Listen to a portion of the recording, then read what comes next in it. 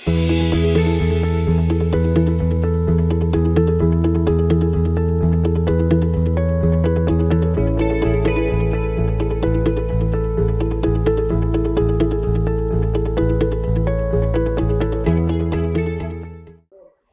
umaga po sa lahat. So bago po tayo magsimula sa ating official episode 5, which is yung permit to purchase methyl bromide. So magkakaroon lang po muna tayo ng konting tutorial tungkol sa mga forms under the Fertilizer Regulations Division.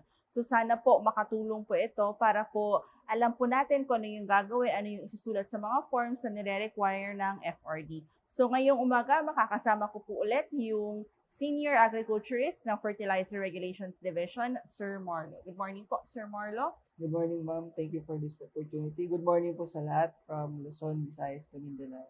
Ang purpose po ng mini tutorial na ito ay para po mabigyan tayo ng simple guidance sa pag-fill out po ng application form. Particularly dun po sa experimental use permit, yung local product registration, imported product registration, at saka po yung label expansion.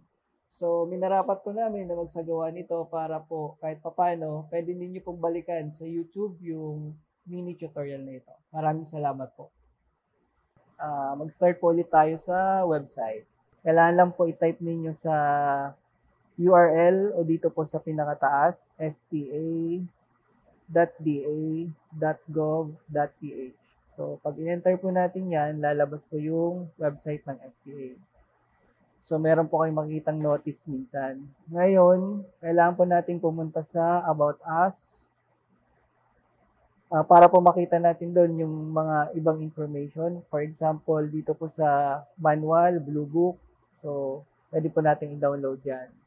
Ngayon, for this episode po, mas bibigyan po nating halaga yung pag-download po ng application form. So, dito po tayo magna-navigate sa Information Resources. Then, yung pinakababa po, click po natin yung downloadable forms. So, start po tayo sa experimental use permit. Hanapin lang po natin siya sa list. Experimental use permit. Click po natin siya. Lalabas po siyang ganyan. Then, click po natin yung arrow, which is download. Arrow downward. Then, save po natin sa gusto nating folder. Once na-save na po natin siya, click lang po natin, then pwede na po natin siya i-fill out. Editable form po ito, so kailangan lang po natin syempre ma-complete yung naandun sa form. So pag-click po natin yan, halimbawa po sa contact person, type po natin Mr. Marlo De Blois, so name po ng contact person, then tuloy-tuloy lang po natin, designation, contact number, and address. So, ito pong part 1, yung product information, yung letter A, 1.A. Napakahalaga po niyan kasi yan po yung magiging brand name nila once na na-approve po yung kanilang product for the bioefficacy trial. So, importante po na before sana mag-conduct ng bioefficacy trial, i-check na po natin yung tatlong nominated na brand name natin kung may kapareho na ba siya o wala pa. So, kung wala pa pong kapareho, pwede po na natin siyang ilagay dito as brand name in the meantime. And then, lalagay po natin yung letter B, yung purpose. I-click lang po natin yan. Halimbawa po, initial trial. So, that's the first trial. And then, napakahalaga po ng letter C, which is the guaranteed composition. Ito po yung laman ng ating product. For example, yung product na urea, ang laman niya po ay N is equal to 46%. Pero dahil po itong product ito hindi na kailangan ng bioefficacy trial, magpalit po tayo kunwari po humic acid. So humic acid po is equal to 10%. Then may laman po siya kunwari po na alginic acid na 5%. So yun po ang mga ilalagay natin dito sa tinatawag natin guaranteed composition. Then we proceed to letter D. Yung tawag po natin ay product classification. Kung mapapansin nyo po, yung ating fertilizer regulatory policy o yung Blue Book, meron pong coverage na product siya. So, yung isa, new inorganic fertilizer, specialty, plant growth regulator, biostimulant, and so on. So, for example po, yung ating babae efficacy trial na product ay decomposer, i-click lang po natin siya dyan. Pag click po natin siya dyan, lalabas po yung check. So, ganyan lang po siya kasimple. And then, letter E, product type, kung ang ating product po ay locally manufactured or ito po ay inaangkat natin mula sa ibang bansa. And then, yung number 2, company information, madali na lang po yan. Kayo na po bahala dyan mag-fill out. Ang number 3 naman po, yung bioefficacy trial information, makukuha po natin yung ibang details dito based po doon sa mga ginawa ng ating researcher. So, importante po na makausap natin ng husto si researcher at maintindihan natin kung ano yung mga kailangan nating information sa kanya. For example, yung test crop. Siyempre po, ito yung target crop na paggagamitan ng ating product. Kung halimbawa po pechay po ilalagay natin. Or kung rice. And then, yung letter B po, yung total amount of product needed. For example, yung treatment area, total treatment area ay gagamitan natin ng 2 liters. Ilalagay po natin dito 2 liters. And then, letter C, self-explanatory po yan, inclusive dates, proposed treatment and method of application. Ano po yan? Yung treatment po or method of application, either yan po ay ground application or yung sinasabog natin sa lupa o yung in-spray po natin sa pechay o yung foliar spray. And then, of course, kailangan po natin ilagay yung location ng trial at name ng researcher at address. And lastly, wag po natin kakalimutan siyempre na pirmahan yung application form at atin pong ipa-notarize. Okay? So, after po natin mag-conduct na ng bioefficacy trial, ang susunod na po natin gagawin ay mag-apply na po tayo ng product registration. So, ito pong next na form na ipapakita ko. Ito naman po yung application form for product registration na.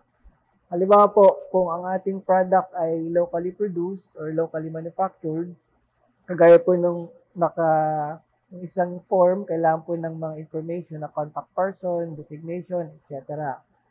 So, yung next po na kailangan nating mahalagang ma-fill out, kailangan ma-check kung ito po ba ay new, renewal, amendment, etc. So, kunwari po, tapos na po tayo bioefficacy trial. So, ilalagay po natin yung new.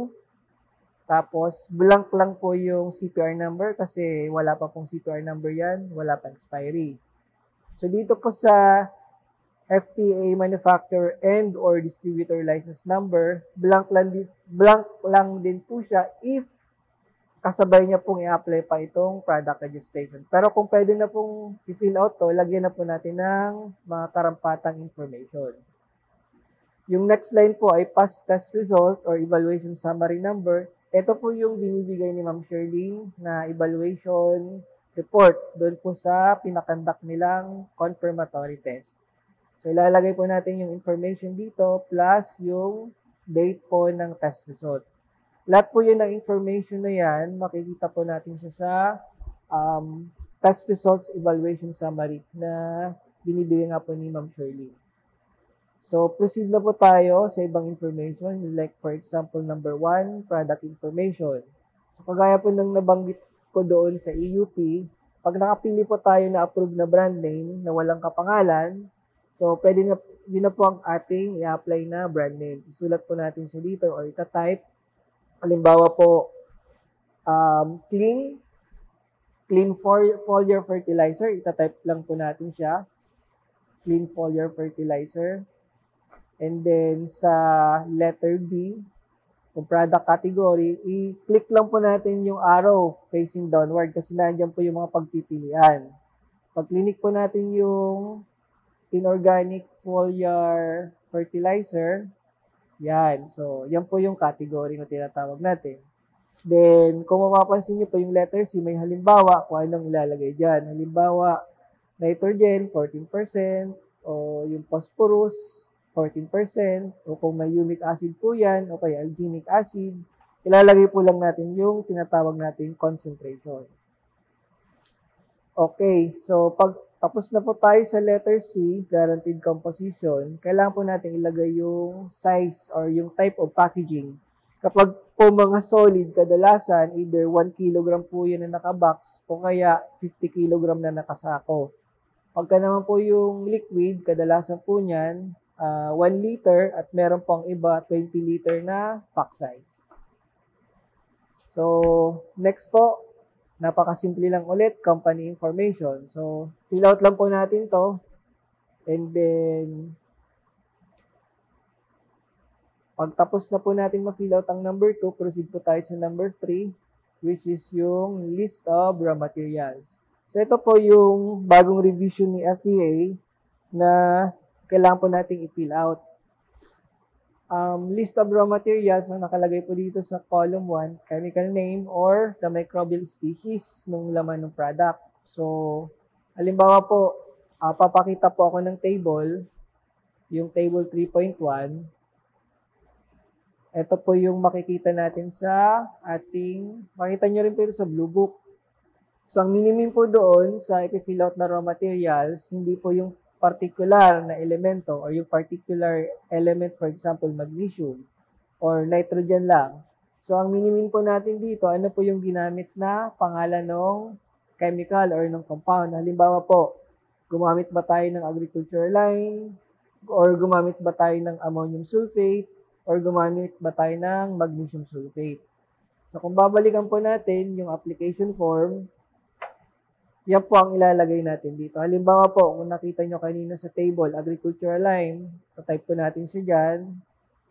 Kunwari po, 10% ang nilagay natin sa kabuuan ng ating paggawa ng product. And then, kung kunwari po, may ammonium sulfate siya, itatype po natin dyan. So on and so forth po yan. And then next, after po natin ma-fill out ang list of raw materials, doon na po tayo sa number 4. So, target crops. So, ilalagay po natin dito, kung halimbawa naman po, siya ay nag-undergo ng bioefficacy trial, yun lang pong ilalagay natin na target crop. For example, rice lang po. Yan, tatype lang po natin siya. And then, kung applicable po si accredited researcher, ilagay lang po natin yung kailangang information. And then, yan na po. That's the end of filling out ng application form for product registration. Huwag pong kalimutan pumirma at ipa-notarize po yung ating form. Okay. After which, kung ating pong product na non-traditional fertilizer o yung mga nag-undergo ng bioefficacy trial ay rehistrado na, for example, sa rice, pag minsan po or kadalasan, yung ating pong business ay dahil lumalago, gusto nating mag-expand ng target crop. So, yun na po yung tinatawag nating label expansion. Halimbawa po, gusto nating mag-expand ng target crop sa tomato. So, ang kailangan natin pong i-fill out naman ngayon ay yung experimental use permit po ulit para po makapag-conduct ng bioefficacy trial. Now, ito pong form na ito, parang yung kanina po itong pinakita natin. Kailangan lang po natin ilagay sa letter B, purpose, label expansion na po. So, and then, sunod-sunod na po yan, kagaya po ng kanina na fill out natin sa pinakaunang bahagi po ng ating tutorial. So, yun lamang po. Maraming salamat sa pakikinig at pagsuporta po sa Fertilizer and Pesticide Authority. Good morning po. Okay, so now we will proceed with the application for license to operate as fertilizer handler. So after buksan ng ating browser, itatype nyo lang yung address ng FPA.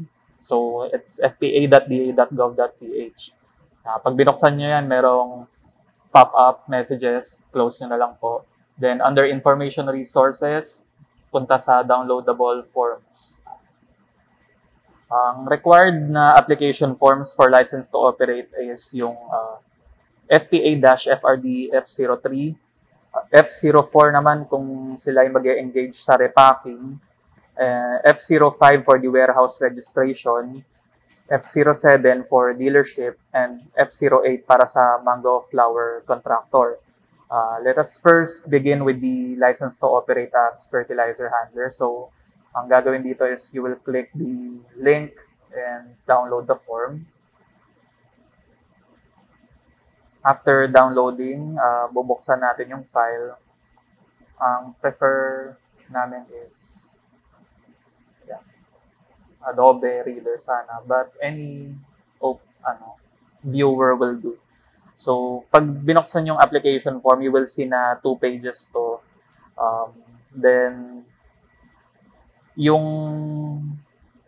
fields na medyo naka-blue, these are all editable. So, we'll start from top to bottom. Yung first details na hiningi is yung name ng contact person. So, ita-type nyo lang, for example, is Juan Kutus. Then, position or designation niya kung siya ba is, say, president ng company or kung secretary or whatever is applicable. So, sa contact number, ang preferred namin usually is telephone number. Pero kung cellphone number lang yung available ng company, wala naman ding problema. As for the email address, same lang din. Prefer namin po is yung company email address as much as possible, but personal email would do. So, ito madalas nakakalimutan po ng ating handlers yung i-fill out yung type of application ng LTO na ina-apply nila. So, dapat wag nating skip to. For new applicants, i-toggle nyo lang itong drop-down box. Makikita nyo kung yung choices which is new, renewal, or amendment. So, pagpalagay natin na new applicant kayo, license to operate, these are kung ano-ano yung mga lisensya na balak nyong i-apply. So, sabihin natin na kayo is local manufacturer. So, you will just click manufacturer after the drop-down box. Then, kung meron pa kayong other activities such as, say, distributor ng product, idadagdag nyo lang yon. And repacker, halimbawa. Or basta whichever license is applicable to your company. So, kung kayo ay renewal applicant na, if fill out nyo yung license number na in-issue ni FTA from the previous year, as well as yung expiry date. So, for the company information, itatype nyo lang yung company name. Please remember to always be consistent. Kung ano yung naka-reflect sa DTI, SEC, or CDA registration, yun dapat yung exact company name na itatype nila. As for the company address, we also need you to be very specific. So, house or block lot number, yung street, subdivision or village if applicable, barangay, district, city or municipality, yung province, and yung zip code ng inyong lugar. As for the type of ownership, it will depend kung kayo ay corporation, single proprietorship, cooperative, partnership, or if kayo is, say, government agency, just click others. Tapos sa blank na ito sa baba, you will need to fill in the details of your SEC, DTI, or CDA registration number. Hinihingi rin yung tax identification number as well as yung applicable environmental permits. So, kung kayo ay may ECC, CNC, or mining permit, paki-check lang. Then, indicate yung permit number sa baba. For number 2, hinihingi namin yung list of physical properties owned or rented. So, you will just list down the name of the facilities, indicate kung sila ba is owned ng company or nire-rent lang. Indicate nyo rin dito if anong type siya, kung siya ba ay manufacturing plant, warehouse, or store, or office. Though usually yung hinihingi namin is ito lang talaga. Then yung capacity ng physical facility na to. So kung ilang metric tons or liters ng fertilizer yung kaya niyang hawakan, as well as yung square meters na area niya. Then lastly, yung complete address ng facility. For number 3, capitalization, you just need to indicate yung paid up capital or yung equity ng company kapag ito ay renewal application na. Number 4, Board of Directors and Management. Ililista lang po kung sino yung mga tao behind the company and yung designation nila. For number 5 is the enumeration of brands and fertilizer of fertilizer products that you manufacture, import, and then distribute or export. So, ito, itatype nyo lang po yung brand name ng product. Tapos, kung ito ay registered na with FTA, meron na yung registration number as well as yung expiry date ng CPR. Tapos, dito po sa huli nating mga part, i-check nyo lang kung kayo ba is yung manufacturer ng product or importer or distributor. Yan. So, for the second page, hinihingi lang naman po nito yung list of distributors natin and dealers. So, name the company, complete address. Again, kung hindi nga po kasya doon, mag-provide na lang tayo ng separate sheet as necessary. For number 7, these are for importers and distributors. So, yung name ng foreign or local supplier, i-indicate nyo dito as well as kung saan sila located. For indentors, yung list of foreign suppliers na ni-represent sa Philippines. And for bulk handlers, yung list of bulk handling equipment. Then, in the case of distributors, tinatanong din dito if kayang mag-extend ng credit sa dealer. So, yes or no. Importante rin pong i-fill out itong consent to process and share data. So, dito naman, ina-assure ng FTA na yung data nyo is secured. Tapos, ayun, binibigyan nyo rin kami ng consent na i-process to in case na hingiin ng DA and other relevant government agencies. Then, of course, the signatures president, manager, authorized representative will have to sign yung form certifying na lahat ng pinill out nilang details ay true and correct. Afterwards, ipapan-notarize and mag-a-attach ng documentary stamp. So, the other forms po go as follows then. So, proceed na tayo sa license to operate for repacker. So, for the license to operate as repacker, may dalawang types po ito, distributor and dealer. So, same parts lang from the previous. I-indicate nyo rin dito kung kayo ba is new or renewal. Tapos, if repacker kayo on a national level or dealer repacker. Then, if you fill out yung company name, company address, type of ownership, and tax identification number. Then, so second part is the list of repacking sites. So,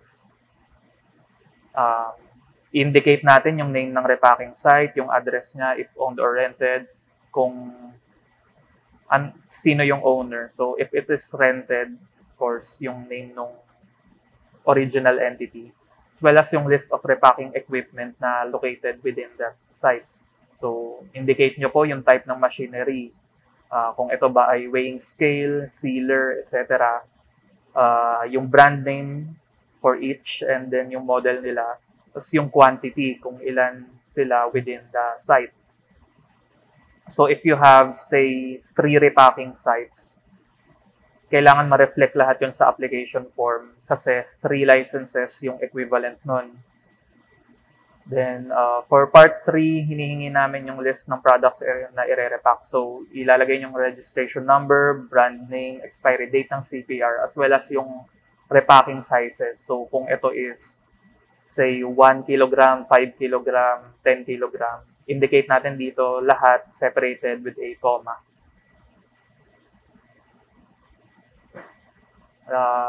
So for the second page, consent to process data, ulit po siya.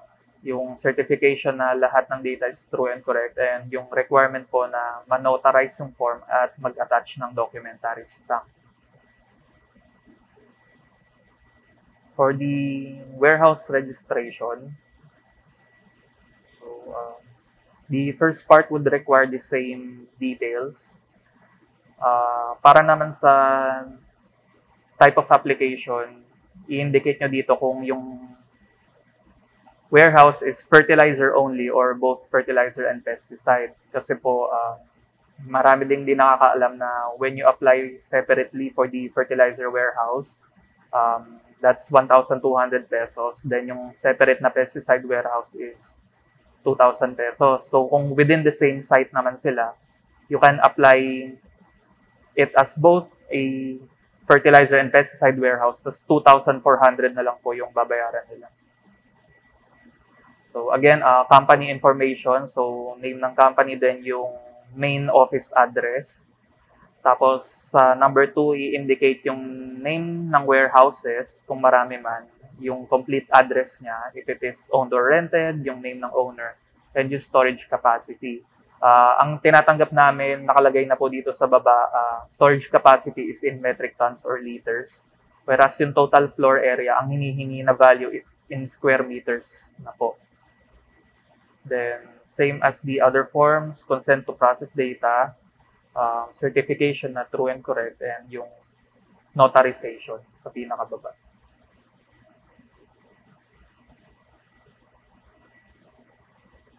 Then for last na po, for dealers, the requirement na application form.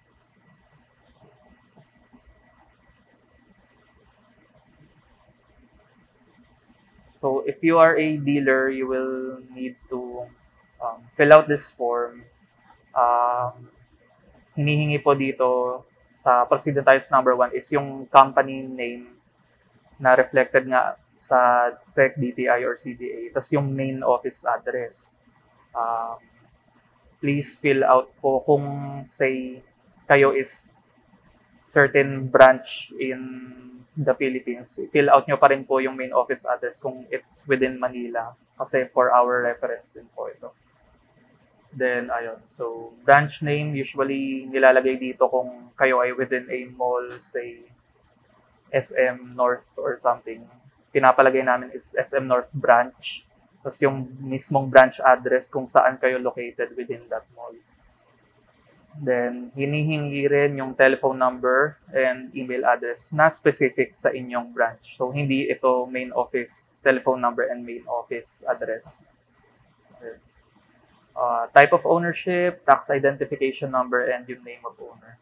For number 2, hinihingi yung capitalization. And number 3, yung name of accredited safety dispensers.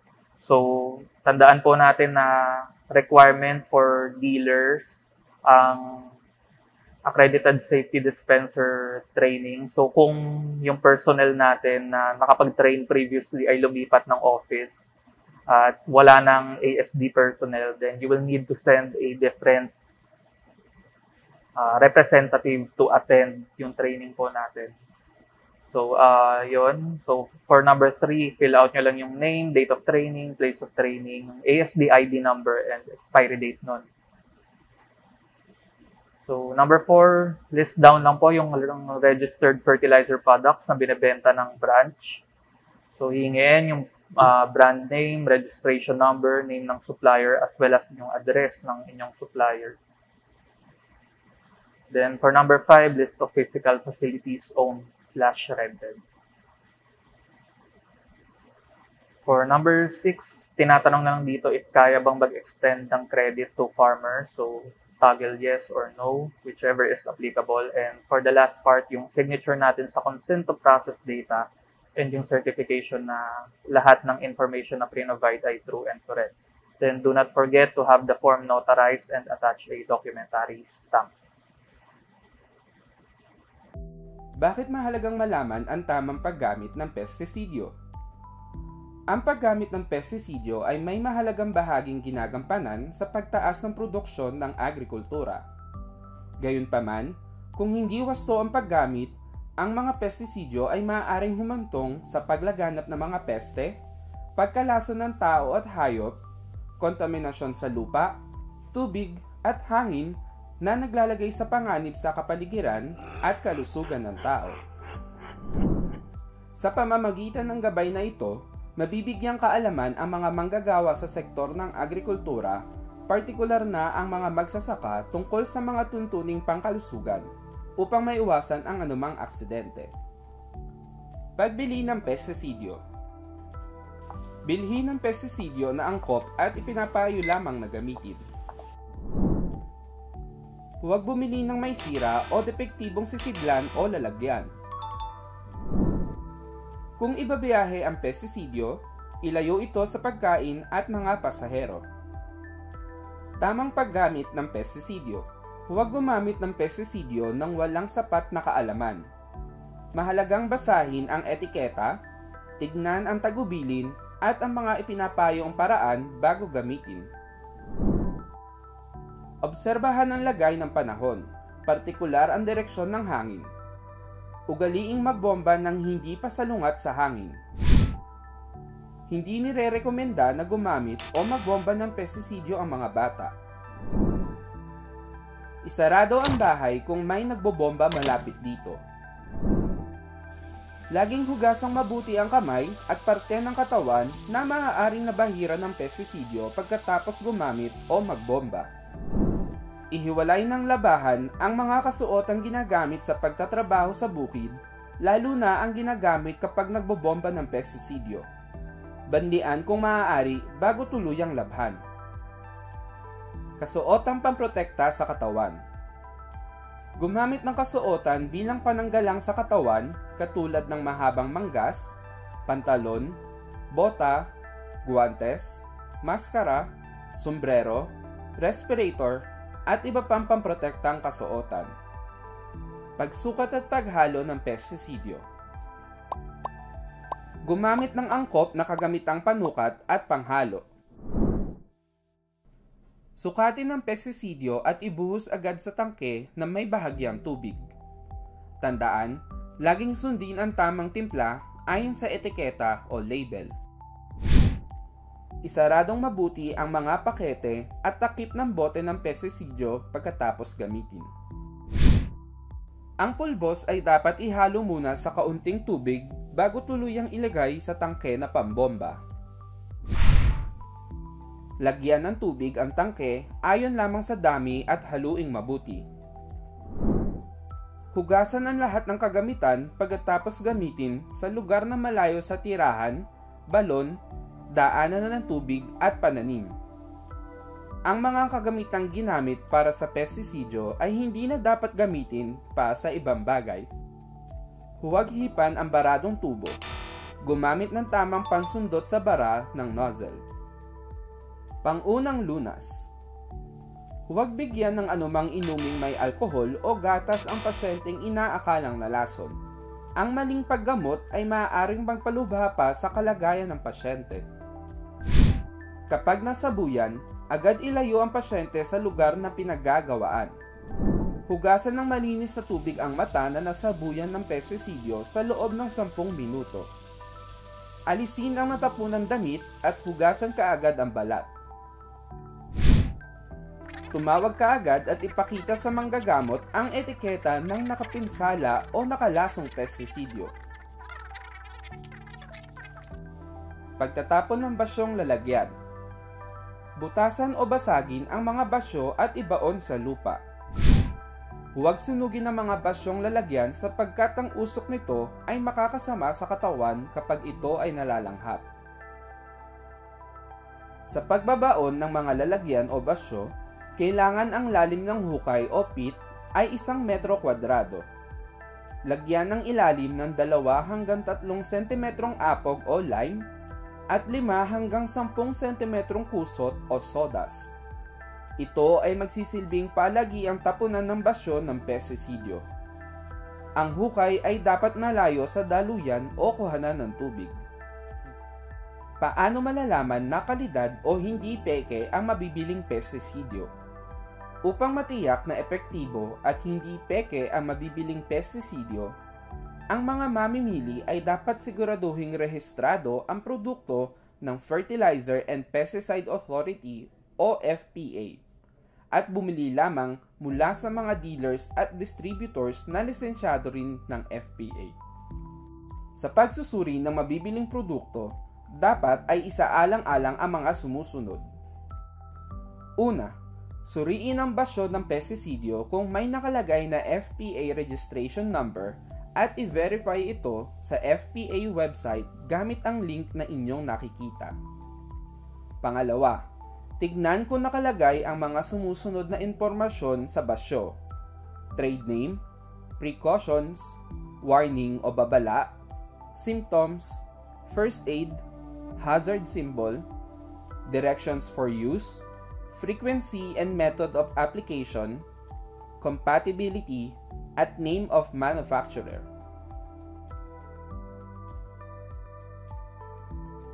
Ang gabay na ito ay hatid sa inyo ng Fertilizer and Pesticide Authority. Para sa karagdagang impormasyon, bumisita lamang sa FPA website o mag-email sa info.dafpa@gmail.com.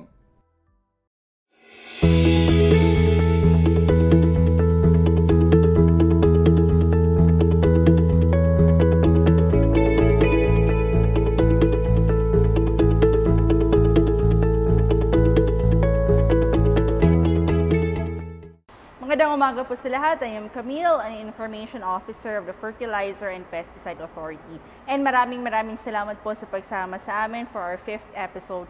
So bago po tayo mag-discuss sa aming topic na inihanda ngayon, magkakaroon lang tayo ng quick na review po. So last week, kasama po natin yung Fertilizer Regulations Division para i-discuss po yung mga requirements and procedures under their said division. So particularly po yung requirements and yung mga kailangan nating gawin na mga procedures under the Product Registration and License to Operate. So sa mga viewers po natin na hindi po nakapanood nung episode po namin last week, pwede nyo po yun balikan. Nandun pa rin po yun sa aming FPA official page. And for this episode po, tatalakayin po natin yung tinatawag nating Permit to Purchase Methyl Bromide. And we will be discussing it right after this short break.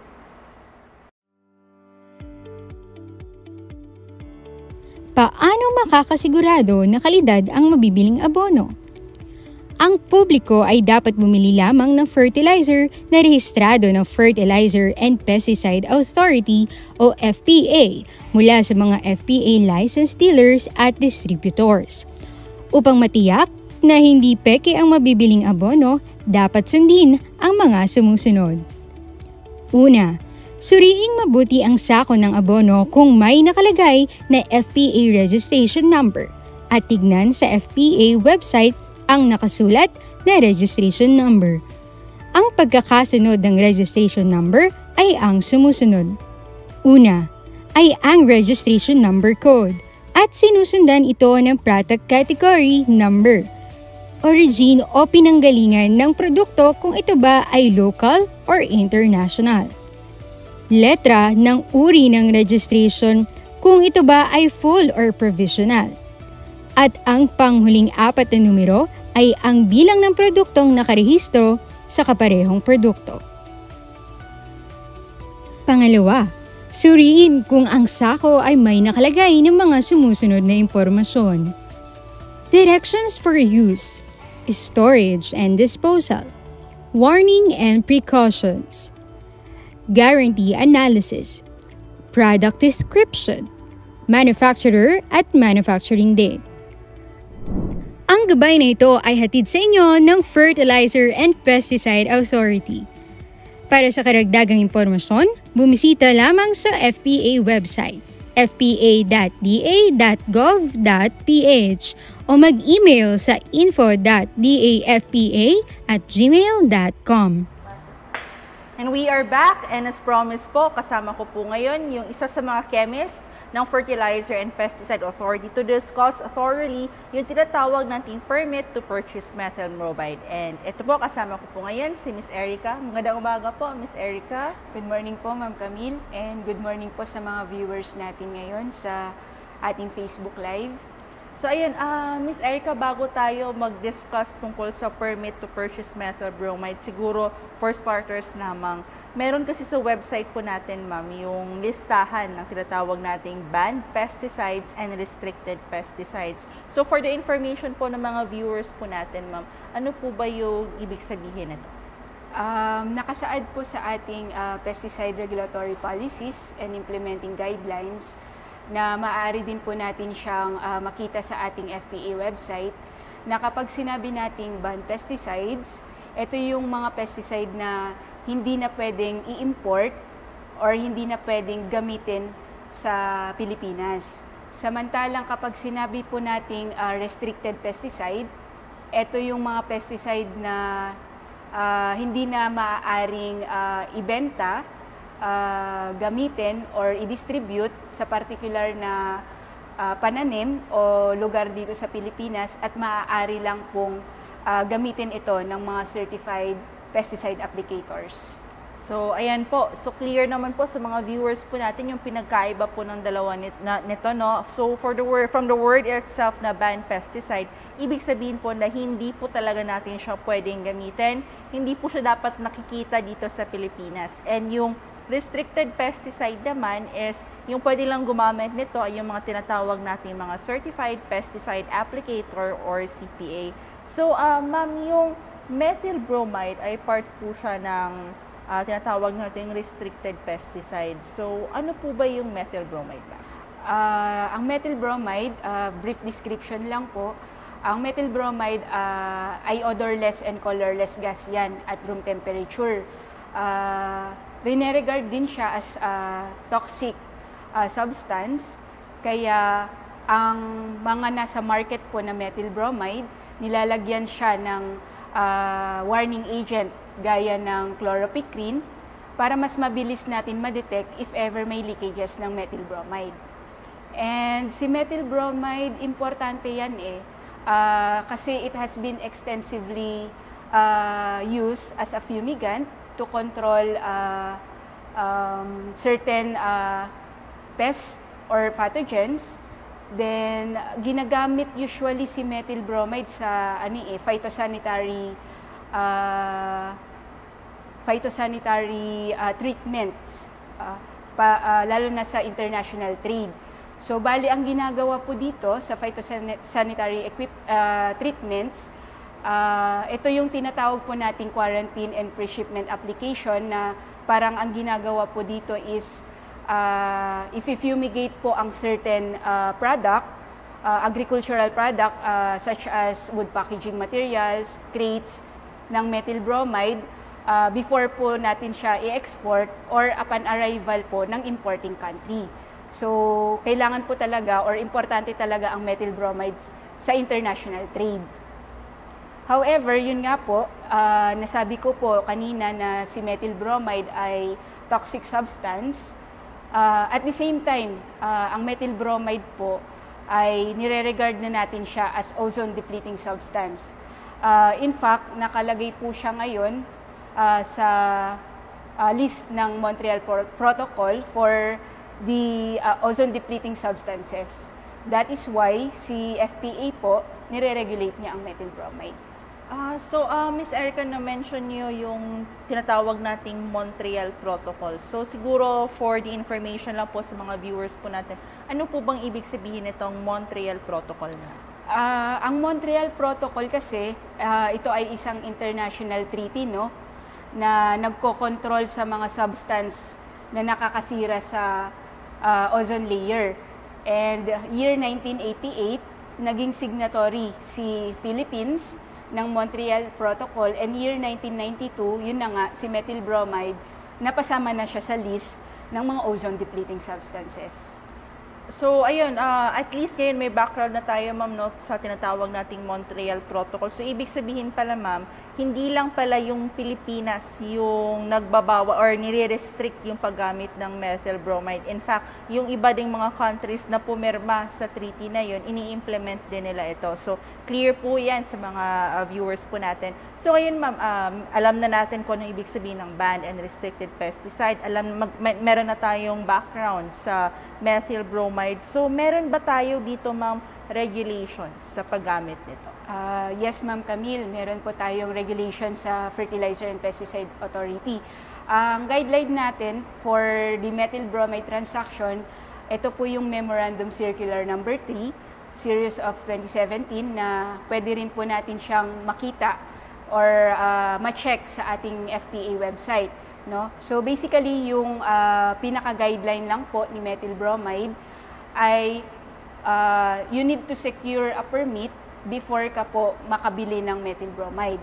And andito rin po or nakalagay din po sa ating memorandum or sa guideline na once na na-purchase na po ng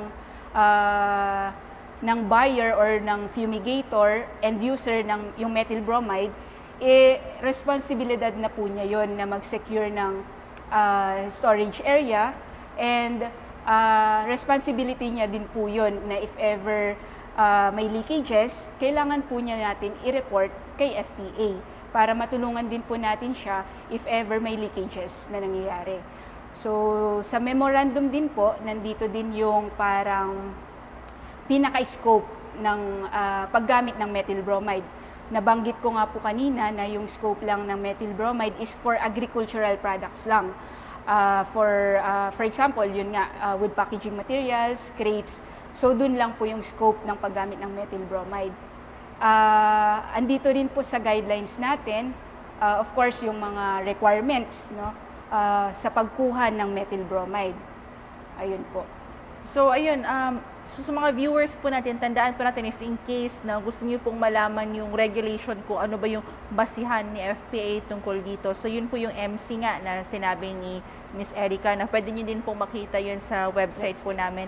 Now, ngayon, ma'am, since alam na natin kung ano yung basihan ni FPA sa tungkol dito sa paggamit ng methyl bromide, ano naman po yung mga requirements na kailangan isubmit ng mga clients natin para po makakuha sila ng permit to purchase methyl bromide? Ayun. So, for the requirements po, para po sa mga new fumigators natin, kailangan po natin ng Pest Control Operator License na pwede natin po siyang makuha sa Pesticide Regulations Division dito sa FPA. Then, kailangan din po natin ng Certified Pesticide Applicator ID na nakukuha naman po sa Planning, Management and Information Division. Then of course, yung tinatawag nilang license to operate, no, na binibigay ni Bureau of Plant Industry na once na naging successful yung demonstration nila ng methyl bromide fumigation, ito po yung binibigay ni BPI. And of course, syempre yung accomplish application form ng permit to purchase methyl bromide. Then, for the existing fumigators, almost same lang naman po, renewed license po na Pest Control Operator License, renewed CPA ID. Ang madadagdag lang po is yung report. Bali, may tinatawag po tayong methyl bromide disposition report. Ito po ay parang logbook na nakalagay po yung parang purchases na ginawa ng end user and at the same time yung application na ginawa ng end user. So under purchases po, andito po yung dapat natin makita yung permit to purchase number, methyl bromide number, issuance date, quantity to be or allowed quantity to be purchased, and yung date ng purchase natin. So, dapat yung date of purchase natin, yung kung ano yung nakalagay na date sa delivery receipt. And yung quantity lang na pinurchase mo for this month. So, for example, ang quantity allowed sa permit, kasi ang permit po kasi natin, good for 6 months yan eh. So, ang binili mo lang for this month is 100, pero ang nakalagay sa permit, ang allowable sa'yo is 500 cans. So, ang i-reflect lang natin sa purchase is 100 cans kasi yun lang yung binili mo that month. Then, for the purchases po yun. So, for sa portion po ng application ng methyl bromide, kailangan makita po natin doon yung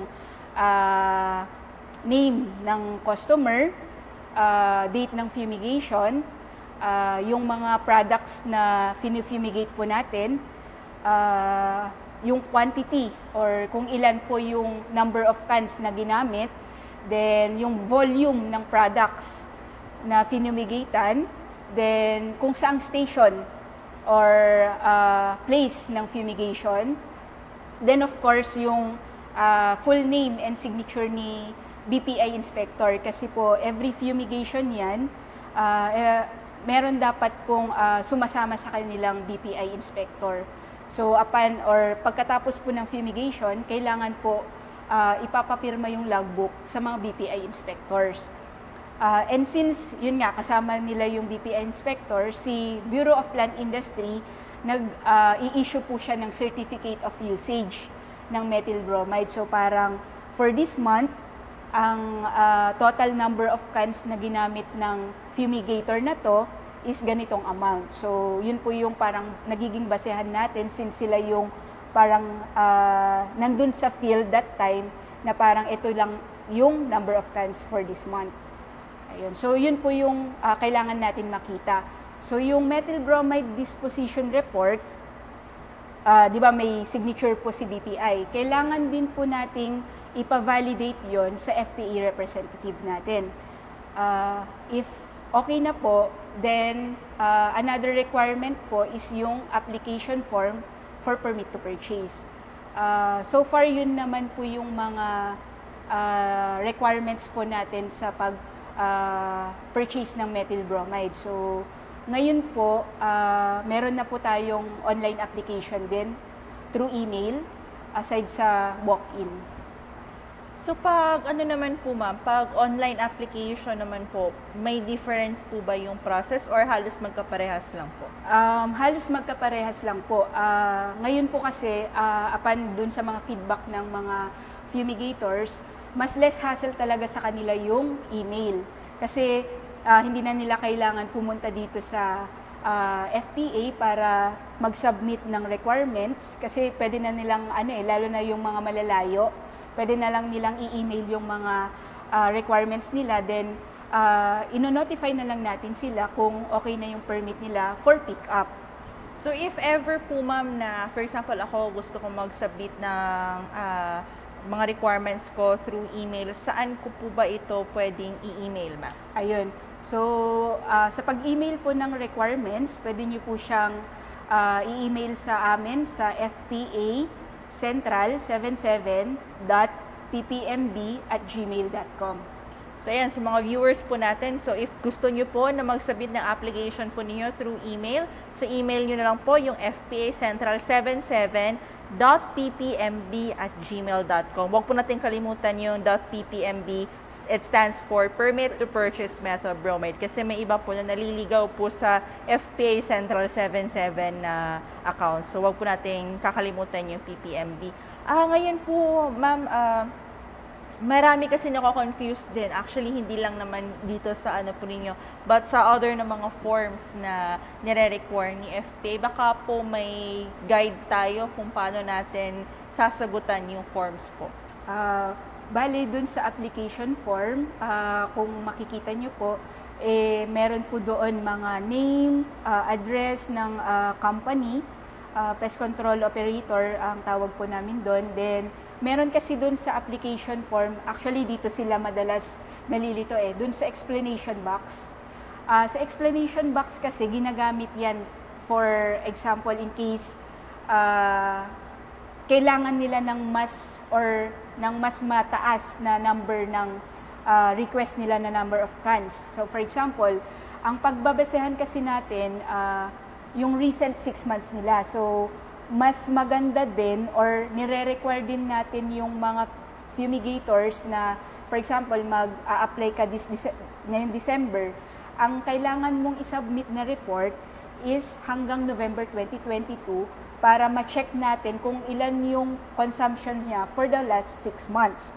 Kasi doon tayo nagbe-base kung ilan yung ina-allow natin na number of cans for the next 6 months ulit.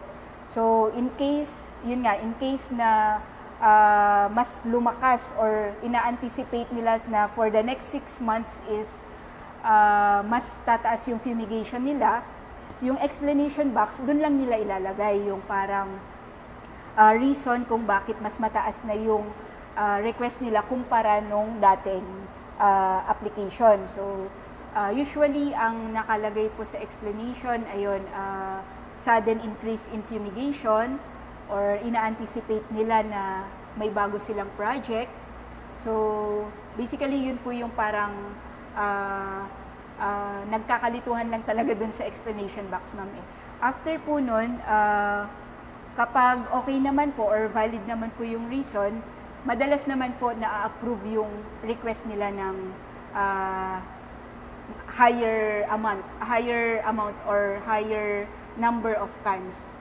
And doon din po sa application form, nakalagay doon kung ano po yung mga buwan na parang sinubmit nilang report. So, dapat nakalagay nga po doon yung pinaka-recent na buwan. Ayun, So I guess po ma'am, I think yan po yung bago na nasa form po natin yung explanation box. So ngayon, clear na po sa atin bakit nilagyan po yun yung explanation box. So I think po ma'am dati parang wala naman po yung explanation Yes, ma'am. box. So ngayon alam na po natin yung purpose, bakit kailangan natin ng explanation. So ma'am, for example, kasi nga yung permit to purchase methyl bromide, within 6 months lang yung validity ng permit. Paano po ma'am within, for example, yung sa permit ko po naka-indicate doon na allowed ako ng 5 cans. Paano po ma'am that within that 6 months, wala akong binili or wala akong ginamit na methyl bromide? Ano po ba yung ilalagay ko doon sa form ma'am? Actually, pag ganyan na hindi mo nagamit yung form, yung sa logbook natin, ilagay mo lang siya na no fumigation done. Then, kung naglaps na nga yung certificate, hindi mo na siya pwedeng gamitin after 6 months. So, kung magre-request ka ulit, kailangan mong parang, since wala kang ginamit for the last 6 months, kailangan mong i-fill out yung explanation box na. Kasi magre-request ka ulit, last 6 months, wala kang finumigatan. So, ngayon, kailangan mong parang bigyan si FTA ng explanation bakit ka magre-request ulit ko at saka kung ilan, kasi nga last 6 months, wala kang finumigate. So, ibig sabihin, ma'am, hindi pala na, for example, for the last 6 months, wala akong ginamit. Pero ngayon, 6 months, for the next 6 months, gusto kong mag-request ng 5. Pero kasi hindi ko ginamit yung 5, pwede bang dalhin ko yun? So, hindi yun pwede. Hindi po pwede. Yung kung tapos na po yung permit, panibagong application po ulit. Hindi po siya naki-carry over. Kasi may expiration date po talaga siya. So yan, clear po yun sa mga viewers po natin, bawal po yun. Paano naman po ma'am, may instances po ba tayo dito sa FPA na yung allowed lang po natin ay kunwari 3, pero yung nagamit ko ay 4? Pwede po ba yun ma'am? Or may mga na-encounter po ba tayo na situation na gano'n? Usually po, wala pa naman so far. Kasi si supplier and distributor, nagsasubmit din kasi sila ng report sa atin eh. Kaya na-check natin kung ilan yung binenta nila at kung ilan yung binili nung fumigator. So, kung makikita natin, merong ending balance na parang last month is 3. Tapos, ang i-fumigate niya, 4 cans kailangan. So, dun pa lang, ma-check muna na bakit hindi siya bumili. Dapat nag-apply na po siya ng permit to purchase that time. Kung alam naman niyang parang dehado siya. So, never pa naman kung nagkaroon ng ganong instances kasi po, yun nga, strict yung monitoring natin sa methyl bromide. Yun nga, sabi ko nga po, meron po tayong tally talaga dapat yung sinasubmit nilang report and yung sinasubmit na report ng supplier. So if ever po ma'am na, since ito may requirements na alam na natin kung ano yung mga dapat na gagawin na isasubmit, paano naman po yung mga penalties? May penalties po ba tayo na binibigay para sa mga violators ma'am? Ayun, buti Ma'am Camille na sabi niyo po yung sa penalties. Meron po tayong violation kapag for example, bumili ka pero wala kang permit kay FTA. Ang violation po natin doon is 5,000 pesos per can. So, for example, bumili ka ng isang can na wala kang permit to purchase. 5,000 agad yon for the fumigator and yung nagbenta. Parehas kasi silang may mali eh. Nakapag-violate. Yung isa, bumili siya ng walang permit. Yung isa, nagbenta siya ng walang permit. So, usually yun po yung parang violation po na nasa memorandum po natin.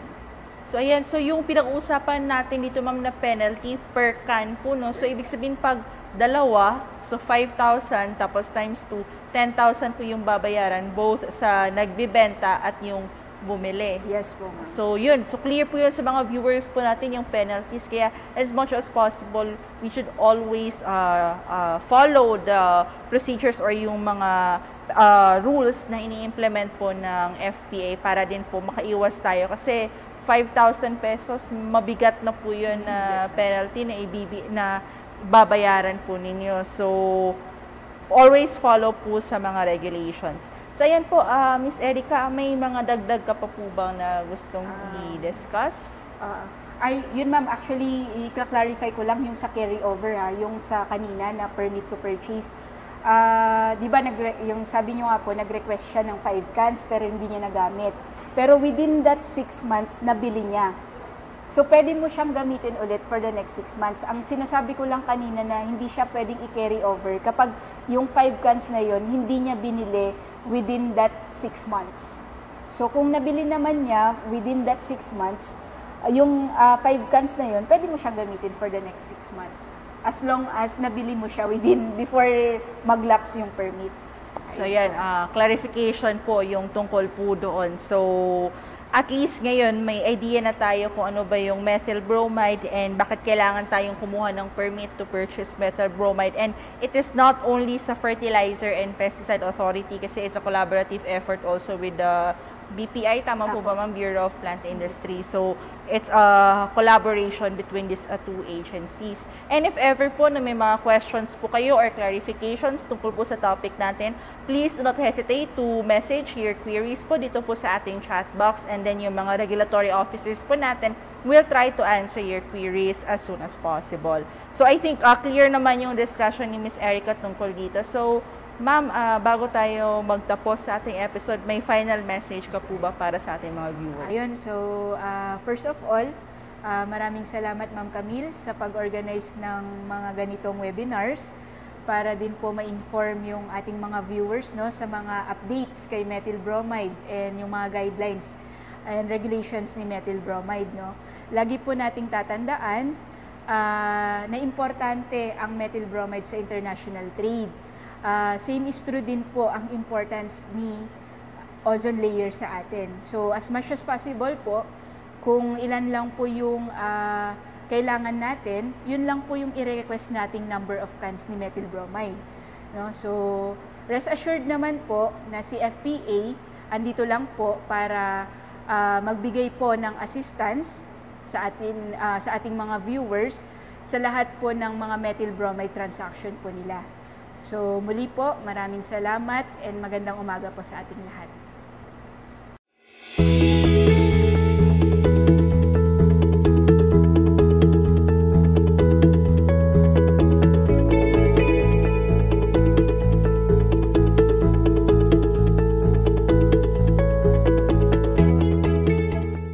Thank you po again, Ms. Erica, for discussing yung permit to purchase methyl bromide. So sana po for this episode may natutunan po kayo sa tungkol dito, especially yung methyl bromide na concept.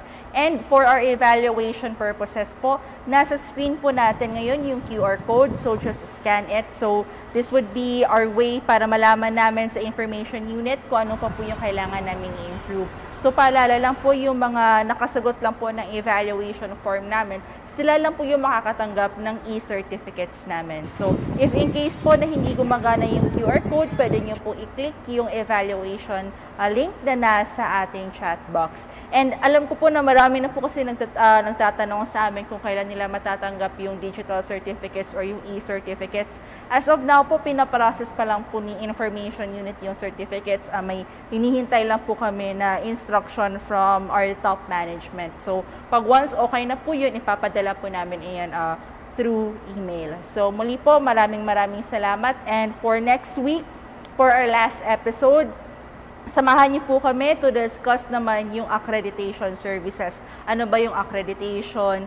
Ano yung mga requirements? Sino-sino ba yung pwedeng mag-apply? So that would be our topic for our last episode next week, 10 a.m. po, dito pa rin po sa aming FPA Facebook page. Muli po, maraming salamat and happy lunch po sa inyong lahat.